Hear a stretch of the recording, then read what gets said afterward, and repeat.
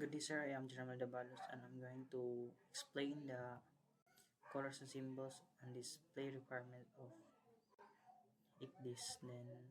Then 9 is color and symbols. 9.1 that IHR recommended colors and symbols should be used to represent SE and C information.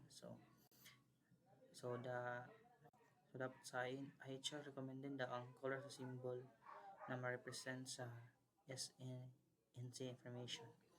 9.2 The colors and symbols and other than those mentioned in 9.1 should comply with the applicable requirements contained in o standards for navigational symbols. So, the colors and symbols that mentioned in 9.1 dapat mo comply siya sa applicable requirements na contain sa IMO performance standard for navigational symbols.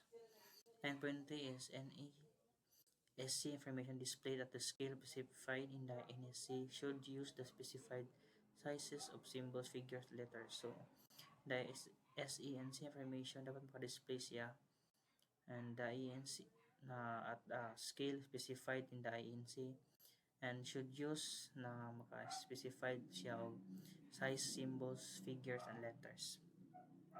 9.4 ICD should allow the mariners to select whether on ship is displayed in true scale or as a symbol. So, as the mariner daw, dapat maka-allow siya na maka-select or sa whether on ship in a true scale or as a symbol.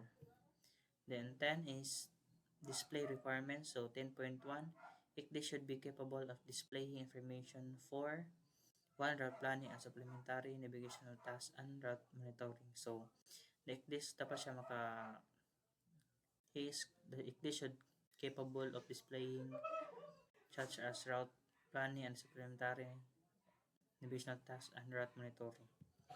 So 10.2, the effective size of the chart presentation for route monitoring should be at least 270 mm by 270 mm.